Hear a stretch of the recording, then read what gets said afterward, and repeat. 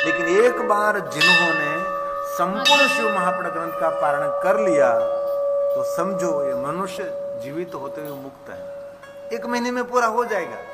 अब कल से शुरू करें, कल मैं पूछूंगा ये किसने शुरू किया भाई? थोड़ा थोड़ा रोज करें। ऐसे बहुत सारे शिव भक्तों को मैंने देखा है कि नित्य शिव महापण ग्रंथ का पाठ करते। क्यों? ये ग्रंथ तिलक समान है। तिलक को क्या करते हैं हम? मंगलमय मानते हैं ना, तिलक को मंगल समान, तिलक को शुभ मानते हैं। हमारी सनातनी परंपरा में ब्रांडेड कपड़े की महिमा नहीं है। हमारी सनातनी परंपरा में ब्रांडेड घड़ी की महिमा नहीं है, ब्रांडेड बूट की, चप्पल की नहीं। हमारी सनातनी परंपरा में तिलक की महिमा। अपने कितने ही सुंदर, बहुत मूल्यवान सुंदर वस्त्र सोना चांदी धारण किए, लेकिन आप शुभ नहीं है। आप शुभ तो तब रहोगे जब आपके बाल में तिलक होगा। तिलक के बिना कोई मनुष्य मंगल नहीं है, शुभ नहीं है। इसलिए ये शिव महापण ग्रंथ सभी ग्रंथों में तिलक समान है, ऐसा भगवान ने कहा है। शिव महापणम तिलकम खलु सत्पुराणम। जीवन की सत्य वस्तु इसमें छुपी हुई है। इसलिए पढ़कर, उसका पारण करके, उसका पाठ करके उसके अंदर से कुछ खोजो। जैसे कोई खदान में उतर कर उनमें से सुंदर सुंदर हीरे पकड़ते हैं। खदान में से स्वर्ण निकलता है, खदान में से बहुत सारे हीरे निकलते हैं। तो उसकी खोज करने से जीवन में बहुत कुछ मिलेगा आपको। इसलिए भगवान व्यास ने कहा है कि सत्य सवर, सत्य सम्मत, वेद सम्मत और ऋषि मुनियों के वाक्य सम्मत भगवान महर्षि वेद व्यास जी की रचना है। और शिव महापण ग्रंथ ये सभी ग्रंथों में तिलक समान है, ऐसा भगवान ने कहा।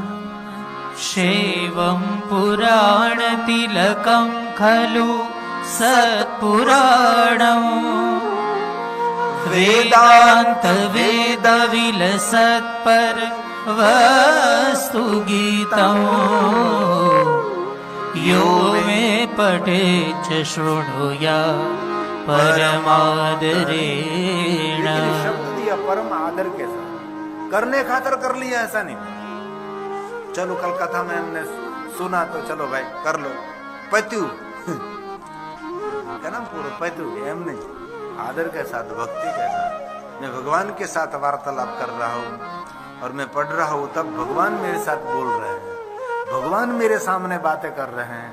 ऐसे भाव से शिव महापण ग्रंथ का पारण करें। पवित्र श्रावण मास आ रहा है तो कल से प्रारंभ करें। थोड़ा रोज शिव महापण ग्रंथ का पारण करें। और यहाँ करते हैं दिन में पार्थेश्वर महादेव की पूजा पूरे महीने रोज करना। सोमवार दिन तो करेंगे रे रोज, कल से शुरू करो, जजमान पकड़ो तो ही मंदिर बनेगा। क्योंकि शिवालय निर्माण करना है, जजमान के बिना कुछ तो नहीं होता। हमारा तो जजमान के आधार सब कुछ रहता है। इसलिए इस पवित्र श्रावण मास में एक दिन भी खाली नहीं होना चाहिए। रोज पार्थेश्वर महादेव का पूजा। बहुत सारे शिव भक्त हमारे हैं, 1 महीने के लिए 11 ब्राह्मणों को आमंत्रित कर रखा है। आपको कहीं नहीं जाना है, बस 1 महीने तक हमको शिव पूजा कराओ। ऐसे 11 ब्राह्मण। अरे मैंने देखा ऐसे शिव भक्त 108 ब्राह्मण रोज भगवान का अभिषेक, पार्थेश्वर महादेव का पूजन। ऐसे बहुत सारे शिव भक्त मैंने देखे। भले में इतने तो ब्राह्मण नहीं मिलते, लेकिन कम से कम 5 ब्राह्मण, ये न हो सके तो 3 ब्राह्मण, और ये न हो सके तो एक सहयोगी ब्राह्मण साथ देने वाला, और एक आचार्य जी। ये भी न हो सके तो मेरे पास तो विद्वान आचार्य है ही, आपके पास है जोशी भाई, तो आपको अच्छे से पार्थेश्वर महादेव का पूजन करा सकते हैं। और मैं हृदय से, दिल से कहता हूँ, जीवन की सभी कामना की पूर्ति पार्थेश्वर महादेव कर देता है। और रोज शिव महापण ग्रंथ का पाठ पारण आपकी जो कामना है, सभी कामना की पूर्ति एक ग्रंथ करा देता है। इसलिए जो कोई आदर से भक्ति के साथ शिव महापण ग्रंथ का पारण करते हैं, पाठ करते हैं, शंभु प्रिय, उसको महादेव जी प्रेम करते हैं। स्वयं शंकर जी उनका आदर करते हैं, महादेव आदर करते हैं जो इस ग्रंथ का पाठ करते हैं, पारण करते हैं आदर के साथ।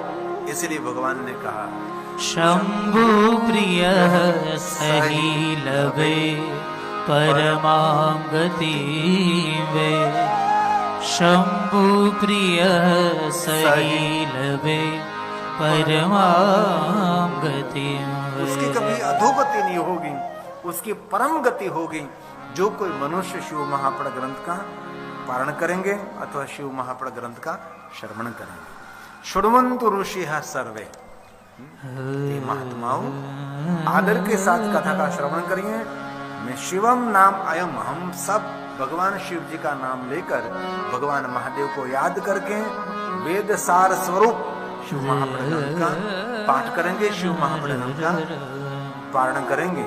किसको याद करके?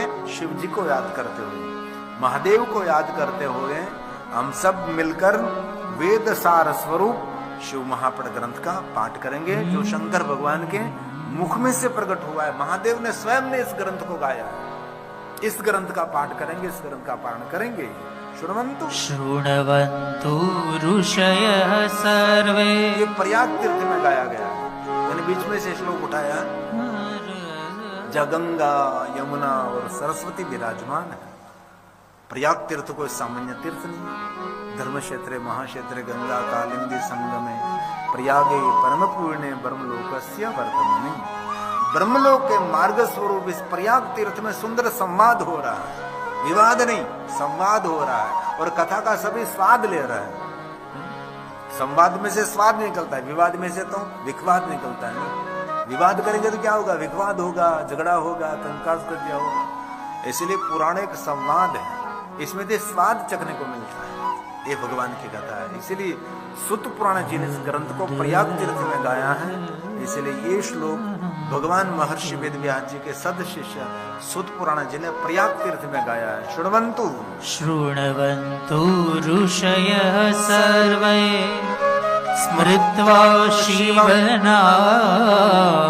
शिव जी का नाम लेकर मैं कथा प्रारंभ करता हूँ। पुराणं प्रवणं शैवम्, पुराणं वेदसारजकम्,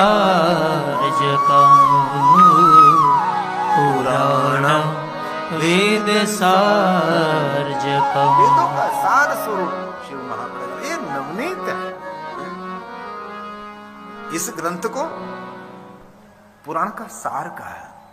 यत्र गीतम, शिव महापड़ ग्रंथ का गायन करने से क्या मिलेगा? तो भक्ति, ज्ञान और वैराग्य देने वाला ग्रंथ है, वेद सम्मत है और जीवन की कामना मनोकामना पूर्ण करने वाला ग्रंथ है। विशेष प्रकार से भगवान शिव ने गाया है। महादेव के मुख में से प्रकट हुआ अत्र वक्ता महादेव, स्वयं शंकर जी उनके वक्ता है। श्रोता कौन है? तो स्वयं भवानी आद्य शक्ति महादेव की श्रोता है। महादेव और महादेवी ने गाया, शिव और शिवानी ने गाया, शंकर और शंकरी ने गाया, सनातन और सनातनी ने गाया, महाकाल और महाकाली ने गाया। एक ग्रंथ की बहुत बड़ी विशेषता है। इसलिए ग्रंथ क्या देता है? भगवान शिव के चरणों में भक्ति देता है। क्या देता है? ज्ञान दे रहा है। और ज्ञान से क्या होगा? वैराग्य प्रकट होगा। वैराग्य क्या देता है? मुक्ति का द्वार खोल देता है। इसीलिए इस ग्रंथ का बारंबार गायन करना चाहिए, इस ग्रंथ का बारंबार श्रवण भी करना चाहिए। त्रिवस्तु देने वाला एक ग्रंथ है। यत्र गीतं त्रिकं प्रीत्या भक्ति ज्ञान वैराग्यकम्,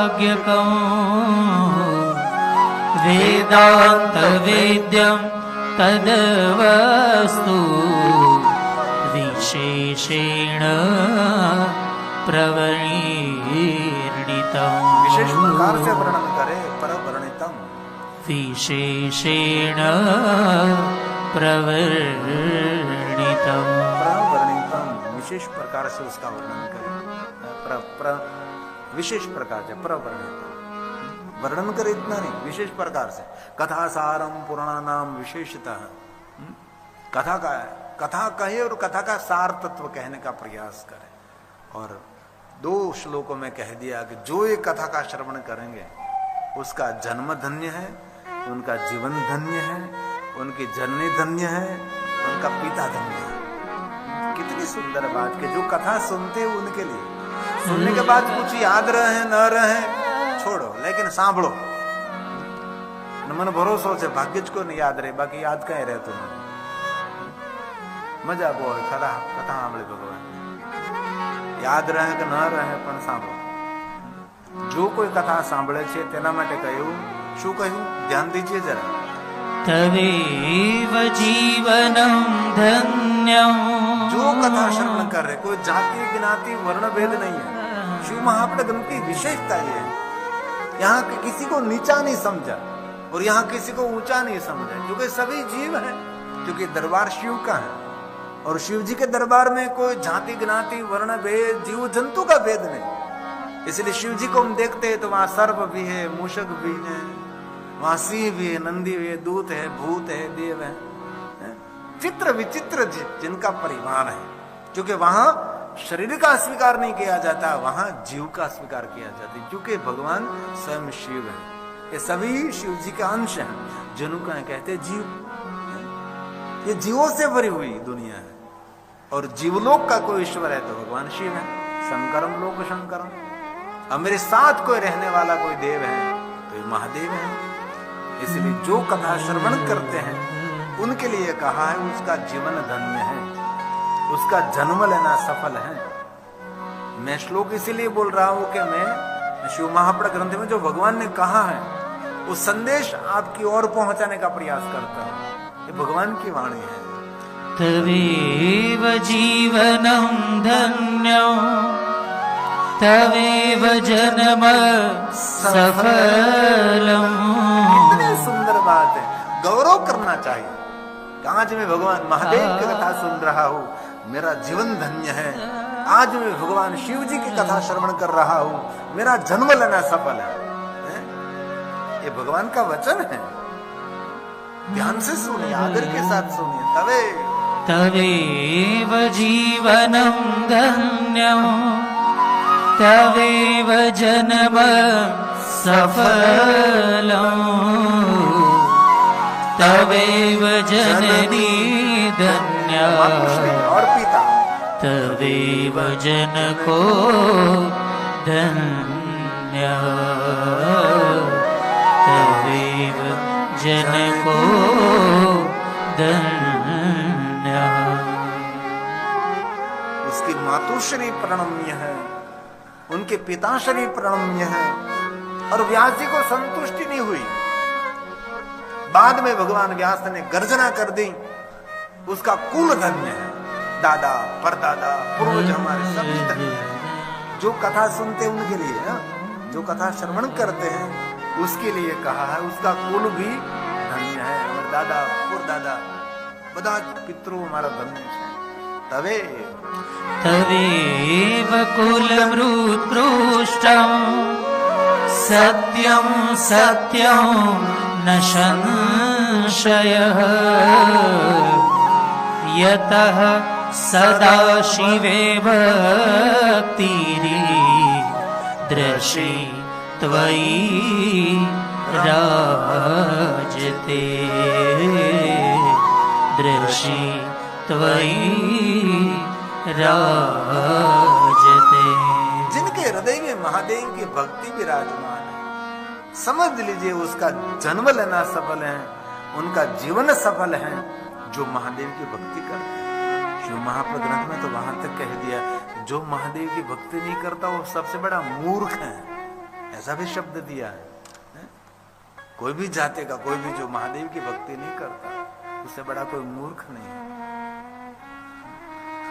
तो साण महात्मा में कहा है कि जो आपको बहुत प्रिय है इस वस्तु को 1 महीने तक छोड़ दीजिए बहुत प्रिय है उनके बिना आपका चलता ही नहीं इस वस्तु को छोड़ दीजिए 1 महीने के लिए जरूर सभी महात्मा में थोड़ा थोड़ा आपको श्लोकात्मक कहने का प्रयास करूंगा लेकिन आज के दिन संकल्प करें भगवान इस पूरे साण मास में हम इतना सत्कर्म पुण्य कर्म इतना जप तप साधना अनुष्ठान उपासना अभिषेक करेंगे भगवान और आपके देश में तो कितने सुंदर पुष्प खिलते हैं और यहाँ तो कनेर के पुष्प खिलते हैं कभी देखते हैं तो लगता है वो भारत देश में जो पुष्प खिलते वही कनेर के पुष्प यहाँ इस पोर्टुगल में भी खिल रहे हैं तो बहुत सारे पुष्पों का श्रृंगार करें यहाँ तो पुष्पों की झड़ी है, इतने पुष्प हैं। तो विशेष प्रकार से 1 महीने तक आप कुछ करें, ऐसा हमारा भाव है। कुछ भी न करें तो 7 दिन कथा तो श्रवण करें। भगवान महादेव की कथा हम नियमित सुनेंगे। मैं 4 बजे से पहले यहाँ पहुंच जाऊंगा और आशा रखता हूं आप भी 4 बजे से पहले पहुंच जाएं और समय से 4 बजे कथा प्रारंभ करेंगे और 6:45 बजे मैं कथा को विराम कर दूंगा। 7 बजे हम आरती कर लेंगे और 7:30 बजे से पहले हम भोजन प्रसाद कर लेंगे।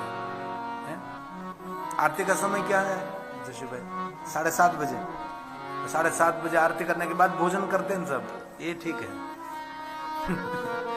नगर भोजन करके भाग जाते हैं सब लोग। कई लोग तो मेनू पूछते हैं कि आज भोजन में क्या मेनू?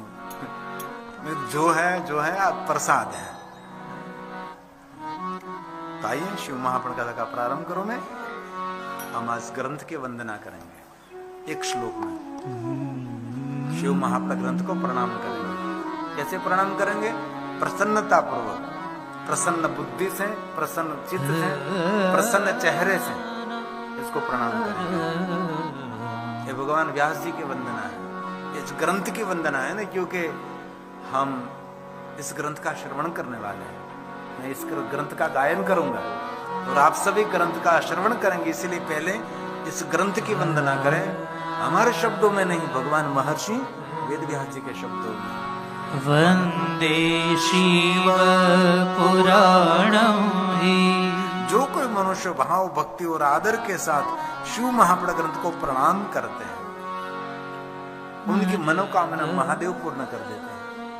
इसमें कहा है, धन्य शिव महापुराण से कथा परम पावन। जगत को पावन करने वाले, मनुष्य मात्र को पाप में से मुक्त करने वाले, यस्य श्रवणम मात्रेण, इस कथा का श्रवण करने मात्र से पापी व्यक्ति पाप में से मुक्त हो जाएगा और पुण्यवान व्यक्ति का पुण्य की वृद्धि हो जाएगी।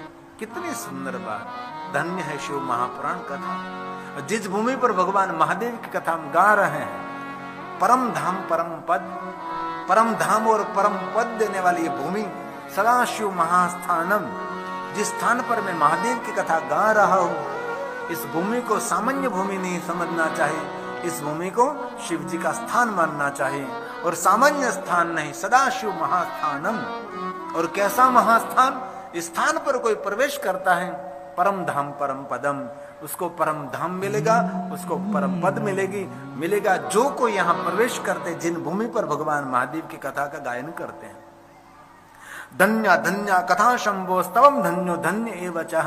जो कथा कह रहा वो भी धन्य है, भगवान की कथा धन्य है, जो कथा श्रवण करते वो भी धन्य है। क्योंकि जो कोई कथा सुनते, यदा कर्ण मात्र शिवलोको मर्जे नर, जो कोई कथा श्रवण करते वो मनुष्य महादेव के लोक का अधिकारी है, भगवान शिव जी के लोक का अधिकारी है, जो कोई कथा श्रवण करते हैं। इसलिए कथा श्रवण करते करते हमारे जीवन का चित्त, हमारा लक्ष्य यही होना चाहिए, शिव प्राप्ति भवे। धन संपत्ति, वैभव, जमीन जागीर, पुत्र पौत्र पौत्रादि, ये सब कुछ ठीक है, मिलता रहेगा, लेकिन ये जीवात्मा का अंतिम लक्ष्य होना चाहिए शिव प्राप्ति। ये जीव को शिव कैसे मिले, ये जीव शिव तक कैसे पहुंचे, उसको कहते शिव प्राप्ति। तो कैसे शिव प्राप्ति होगी? तो कहा श्रवण प्रीति लालसा, जिनके हृदय में भगवान महादेव की कथा सुनने का प्रेम होगा, श्रवण प्रीति, सुनने की प्रीति होगी, उनको भगवान महादेव मिलेगा। इसलिए कथा सुनने में प्रेम रखना चाहिए, कथा सुनने में, श्रवण में प्रीति रखनी चाहिए। तो कैसे कथा कहनी चाहिए? सर्व सिद्धांत के साथ कथा कहनी चाहिए। कोई काल्पनिक, कोई सांसारिक ऐसे दृष्टांत देकर श्रोताओं को हंसाना, श्रोताओं को रुलाना, ये नहीं।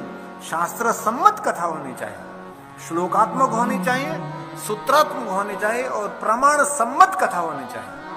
आपके पास कोई प्रमाण नहीं है तो उस बात कहने का आप अधिकारी नहीं है। शास्त्र सम्मत, महापुरुषों सम्मत कोई प्रमाण होना चाहिए, प्रमाणित कथा कहनी चाहिए। जो कोई कथा का सेवन करते हैं वो मनुष्य रोग में से तो मुक्त हो जाएगा, लेकिन ये मनुष्य भव रोग में से मुक्त हो जाएगा। सदाशिव्या सदाशिव्या सदाशिव विशेषता, ये शिव पुराण से कथा परम पावन है। मनुष्य मात्र को पवित्रता का दान करते हैं, मनुष्य मात्र का मंगल और कल्याण करने वाली भगवान की कथा का श्रवण करना चाहिए। तो जो श्रवण करेंगे उसके लिए कहा रासूयत पुण्यम अग्निष्टम शतेन तत्पुण्यम लभते शंभु कथा श्रवण मात्रता। ये भगवान की कथा सुनने मात्र से बड़े बड़े यज्ञों का पुण्य मिलेगा। कथा भवती यद गृहे तीर्थ भूतमित हम। जब कथा का प्रारंभ होता है तब सभी तीर्थ दौड़ते दौड़ते यहाँ पहुंचते हैं। कोई तीर्थों को आह्वान नहीं करता पड़ता, कोई तीर्थों को बुलाना नहीं पड़ता, ऐसे ही तीर्थ दौड़ते दौड़ते वहां पहुंच जाते हैं। जब भगवान की कथा का प्रारंभ होता है, तीर्थों का आगमन होते वस्ताम पाप नाशनम, जितने पाप यहाँ रहते सभी पाप वहां से चले जाते हैं।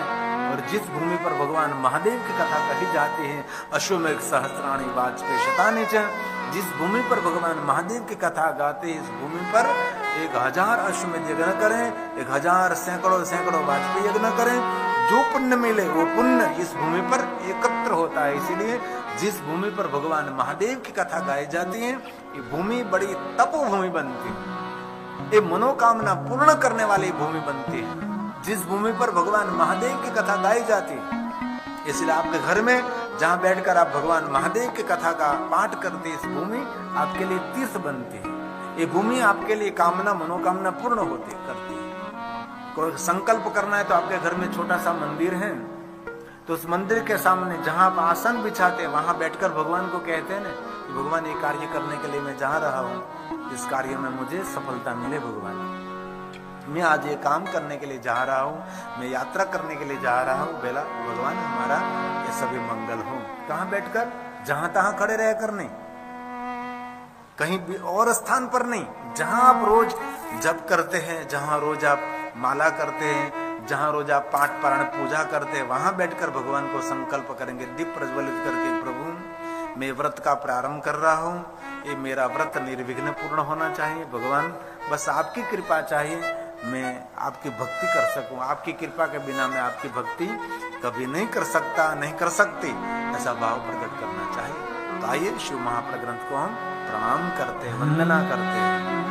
वंदे शिव पुराणं हि सर्वदाहं प्रसन्नधिः। संसार की आदि व्याधि उपाधि में बाहर छोड़कर आया हूं, सब कुछ छोड़कर आज मैं एकदम निर्लेप होकर प्रसन्न बुद्धि से भगवान आपके कथा का श्रवण करूंगा।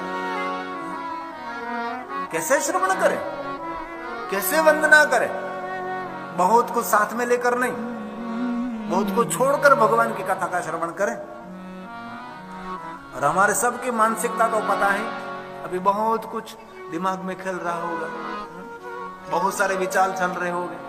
आप पूछो, आपने आपको स्वयं को पूछ लीजिए, एक विचार पूरा नहीं हुआ तो दूसरा शुरू हो गया, दूसरा का पाठ पूरा नहीं हुआ तो तीसरा शुरू हो गया। कभी कभी तो ऐसा लगता है कि मैं कथा सुन रहा हूं कि बैठे बैठे विचार कर रहा हूं, ऐसा भी लगता है ना। विचार के थॉट, इतने थॉट आते हैं कि इस विचारों से बाहर नहीं निकल सकते। विचारों के ट्रैफिक में हम रहते हैं। ये रोड का ट्रैफिक तो कभी दूर हो सकता है, लेकिन विचारों का ट्रैफिक दूर करना बहुत बहुत मुश्किल है। और हम विचारों के ट्रैफिक से थक जाते हैं, वहां से बाहर नहीं निकल सकते। इसलिए व्यायाम, प्राणायाम, कीर्तन, जप, तप, ध्यान, मन को एकाग्र करने का प्रयास करें तो बहुत जीवन जीने का आनंद आपको मिलेगा। और सुंदर बनने के लिए व्यायाम करने चाहिए और प्राणायाम भी करना चाहिए। सुंदर बनने के लिए सुंदर विचार भी करना चाहिए। हम लोग सुंदर बनने के लिए बहुत सारा प्रयास करते हैं, कितने कितने कॉस्मेटिक कितने लगाते हैं, थेथा लगा देते हैं, है ना। ऐसे सुंदर नहीं होता। अंदर से सुंदर सुंदर विचार करने से वैसे ही आपके मुख पर सुंदरता प्रकट हो जाती है।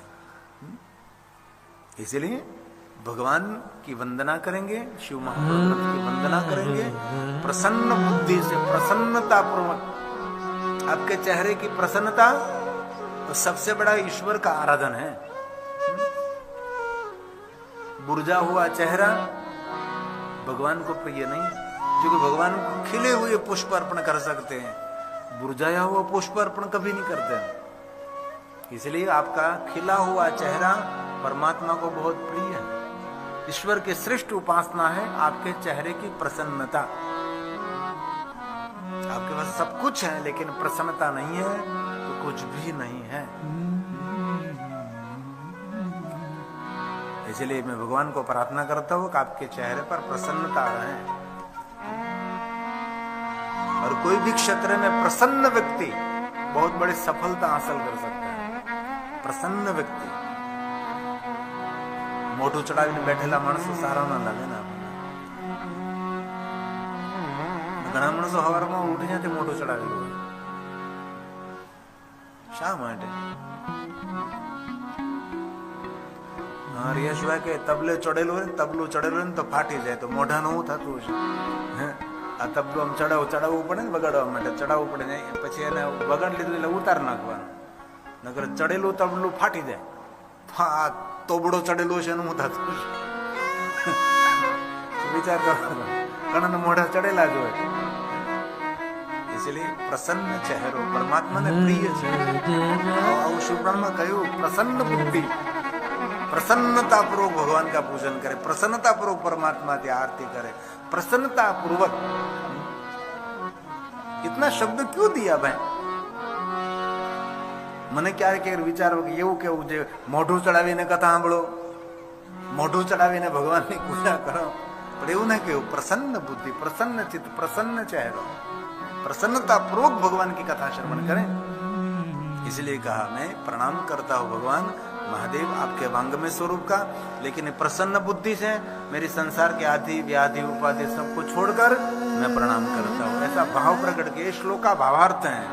वंदे शिव पुराणं हि सर्वदा हम प्रसन्नधिः शिवः प्रसन्नतां याय दद्यात् स्वपदयोरति दद्यात् स्वपदयोरति. मेरा मन, मेरा चित्त आपके चरणों में समर्पित करते हुए मेरी प्रसन्न बुद्धि से आपका वांग में स्वरूप शिव महापण भगवान को मैं प्रणाम करता हूं. ऐसा भाव. अब कथा शुरू हो रही है. 2 घंटे से कह रहा हूं वो कथा ही थी, वो ऐसा नहीं, लेकिन धीरे धीरे कथा का द्वार खुलता है ना. धीरे धीरे धीरे कहीं मंदिर में जाना है तो क्या करेंगे? पहली सीढ़ी पर पैर रखेंगे, दूसरी सीढ़ी पर पैर रखेंगे, है ना. बाद में धीरे धीरे मंदिर का द्वार आएगा, और मंदिर के द्वार के बाद मंदिर के द्वार खुलेंगे और प्रभु का दर्शन होता है. वैसे कथा का भी ऐसा है. तो जहाँ गंगा यमुना और माता सरस्वती विराजमान है, वहाँ बहुत सारे ऋषि मुनियों ने दीर्घकाल तक चलने वाला बहुत बड़ा यज्ञ का आयोजन किया था, और सभी यज्ञ में ऋषि मुनि उपस्थित थे. सभी ऋषि मुनियों के दर्शन के लिए सूतपुरा जी वहां पधारे थे. कथा कहने के लिए नहीं आए थे, लेकिन वैसे ही सब महात्माओं का मुझे दर्शन मिला. बहुत लंबे समय तक यज्ञ चलने वाला है, इसीलिए यज्ञ का मुझे दर्शन मिले. इसलिए सबको मिलने के लिए और दर्शन करने के लिए आए थे. और इसी समय सभी ऋषि मुनि परस्पर एक बात कर रहे थे कि शिव महापुण सुनने की इच्छा है. कोई परम वक्ता शिव महापुण समझाने के लिए जो मिले तो हम सब भगवान महादेव की कथा श्रवण करेंगे, ऐसा अंदर से भाव प्रकट कर रहे थे. और इसी समय सूत पुराण जी का आगमन हुआ.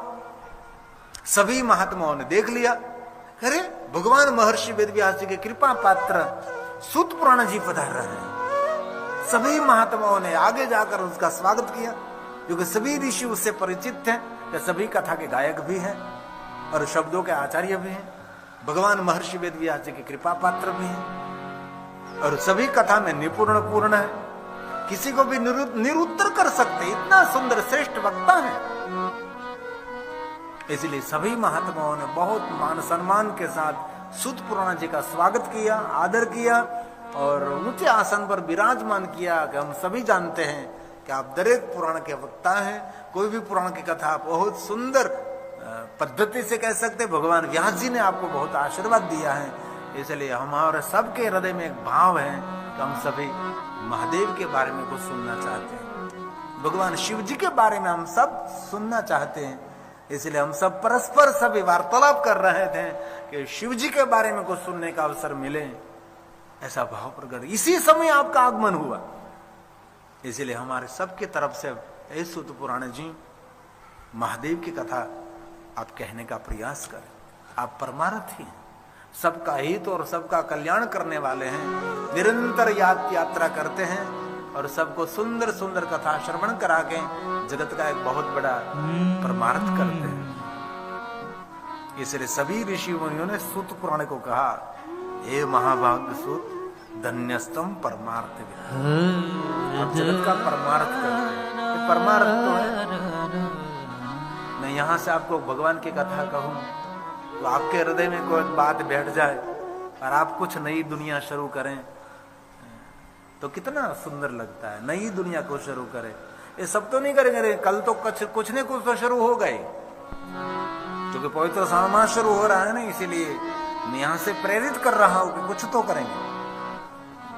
आपके घर में छोटा सा शिवलिंग है तो मंदिर से बाहर निकालिए और सुंदर एक पात्र में रखिए और छोटी छोटी झिनी झिनी जल की धारा से भगवान को अभिषेक करें। ओम नमो भवाय शर्वाय रुद्राय वरदाय पशुनापति। बाबा को जल चढ़ाओ, मन शांत हो जाएगा, मन की कामना भी तृप्त हो जाएगी। जलाभिषेक आपके घर में करें। और कुछ मंत्र स्तोत्र आपको कंठस्थ नहीं है तो ओम नमः शिवाय, ओम नमः शिवाय, एकदम चित्त धार से मन इतना ताजा तरोजा हो जाएगा। सबने अभिषेक किया है, राम से लेकर कृष्ण से लेकर सभी ऋषि मुनियों ने, ब्रह्मा ने, विष्णु ने, सबने अभिषेक ही किया है। मन को शांत कर देता है अभिषेक। जल में हमारा जुड़ाव रहता है, पता है आपको? इस शरीर में ज्यादा से ज्यादा जल है, इसलिए हमारा मन जल के साथ जुड़ाव रहता है, इसलिए जलाभिषेक करें। और कठिन मंत्र स्तोत्र न हो तो रुद्राभिषेक जग प्रसिद्ध है, जो भगवान कृष्ण जी और अर्जुन ने किया साथ में, सहार्जुनम। इतना सरल है, आप बोल सकते, कर सकते हैं। ओम नमो भवाय शर्वाय रुद्राय वरदाय च पशूनां पतये नित्यं उग्राय च कपर्दिने महादेवाय भीमाय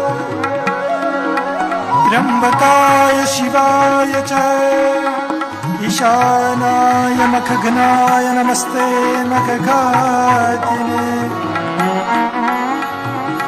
कुमार गुरुवे नित्यं नीलग्रीवाय वेधसे पिनाकिने तुष्याय सत्याय विभवे सदा विलोहिताय धूम्राय व्याधिने पराजिते नित्यनीली शिखंडाय शूलिने दिव्यचक्षुषे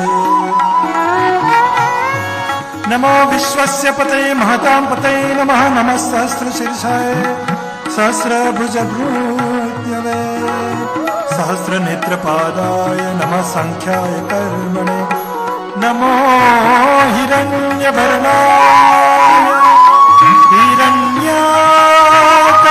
हिरण्यकवचाय च भक्तानुकम्पिने नित्यं सिद्ध्यतां नो वरप्रभु एवं स्तुत्वा महादेवं महादेवं महादेवं वासुदेव सहार्जुन प्रसादयामास भवं तदा शास्त्रोपलब्धे ओम नंदिकेशाय नमः ओम रुद्राय नमः ओम कालाय नमः ओम कैलासवासिने नमः ओम गंगाधराय नमः ओम वृषभध्वजाय नमः ओम नमः शिवाय नमः शिवाय नमः शिवाय।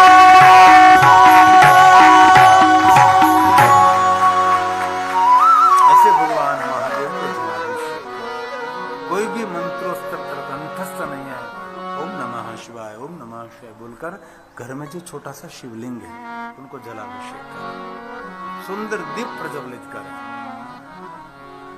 कल से कुछ न कुछ नया प्रारंभ करेंगे। 1 महीने तक हमारे जीवन में कोई नवीनीकरण होना चाहिए, कोई अलग सा भाव होना चाहिए। गुजरात में तो आपको पता है ना कि पवित्र श्रावण मास में 1 महीने तक लोग कितनी चीज वस्तु का त्याग कर देते हैं। कोई पीते नहीं, कोई खाते नहीं। ले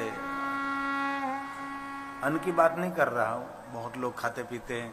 1 महीने तक इतना नियम धारण करते हैं, जल्दी उठ जाते हैं, नदी में स्नान करने के लिए जाते हैं, कहीं लोग समुद्र में स्नान करने के लिए जाते हैं और सुबह सुबह में सूर्य उदय होने से पहले महादेव का जलाभिषेक करते हैं, पुष्पों से श्रृंगार करते हैं, हर शिवालयों में दीपमाला, हर शिवालय को सजाते हैं।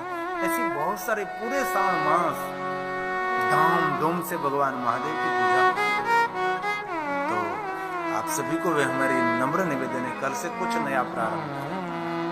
1 महीने तक हमारा पूर्ण व्रत रहना चाहिए। आपके समक्ष 7 दिन के लिए महादेव की कथा में गाऊंगा, लेकिन 1 महीने के लिए आपको विशेष कुछ करना है। और 1 महीने आप करोगे तो आपका मन आदती हो जाएगा, आप रोज करने लगोगे। ऐसा नहीं कहोगे चलो महीना पूरा हो गया अब कुछ नहीं, ऐसा नहीं, रोज शुरू हो जाएगा। इसलिए सभी ऋषि मुनियों ने सुत पुराण का सामने भाव प्रकट किया, जिज्ञासा व्यक्त की है, सुत जी का संबोधन किया और महाभाग्यवान कहा। जो कथा कहने वाले सुत पुराण जी हैं उसको कहा आप भाग्यवान नहीं है, आप महाभाग्यवान है। क्यों महाभाग्यवान? क्योंकि आप महादेव की कथा सुनाने वाले हैं, इसलिए महाभाग्यवान। इसलिए आइए सुनिए भाव से, मैं शिव महापुर कथा का प्रारंभ करता हूँ। सूत सूत महाभाग, हे महाभाग्यवान सुत पुराण जी, अब धन्य है। धन्यस्त्वं परमार्थवित् अद्भुतेयं कथा दिव्या श्राविता कृपया हि नः। श्राविता कृपया हि नः। हमारे सब पर कृपा करके हम सभी को भगवान महादेव की कथा सुनाने का प्रयास करें। हम सब महादेव के बारे में सुनना चाहते हैं, हम सब भगवान शंकर जी के बारे में सुनना चाहते हैं। हमारे सब पर कृपा करके आप महादेव की कथा कहने का प्रयास करेंगे। ऐसा भाव प्रकट, क्या सुनना है? महादेव की कथा श्रवण करनी है, वो संसार की बातें नहीं, हम शिव की बात सुनना चाहते हैं। हमारा जीवात्मा संसार के साथ नहीं, हमारा जीवात्मा परमात्मा भगवान शिव के साथ रहना चाहते हैं। इसलिए भगवान शिव के बारे में कुछ कहने का प्रयास करें। अब सुत पुराण जी प्रयाग तीर्थ में शिव महापुर कथा का प्रारंभ कर रहे हैं। अब कथा का द्वार खुलता है। इससे पहले भगवान शंकर जी की वंदना करते हैं, माता भवानी की वंदना करते हैं, भगवान गणेश जी को प्रणाम करते हैं। एक श्लोक में 3 देवताओं की वंदना है। ये भगवान व्यास जी ने गाया है। कथा का प्रारंभ होने जा रहा है, शिव कथा का प्रारंभ। जगत पिता शिव जी को प्रणाम करते हैं। ध्यान दीजिए, इधर उधर देखने की जरूरत नहीं है। 3 घंटे तक भगवान की कथा में ध्यान दीजिए, आपका भी कल्याण होगा और आपके परिवार का भी सर्व मंगल और कल्याण होगा। तो देरी से आए वो भी ध्यान दीजिए, आजू बाजू में बात करने में ध्यान नहीं दीजिए, क्योंकि छोटा सा माहौल है, इसलिए मैं सबको अच्छी तरह से देख सकता हूँ। इसलिए आप देर से आए तो भी आप अच्छे शांति से बैठ जाइए और एक घड़ी आधी में पुनियाद थोड़ी मिनटों के लिए कथा श्रवण करें, है ना। अब कथा विराम के कितना समय रह गया? 20 मिनट रह गए। अभी जो श्रोता जन आए हैं वो कथा में ध्यान दें। तो 2 घंटे से कथा श्रवण कर रहे हैं सभी।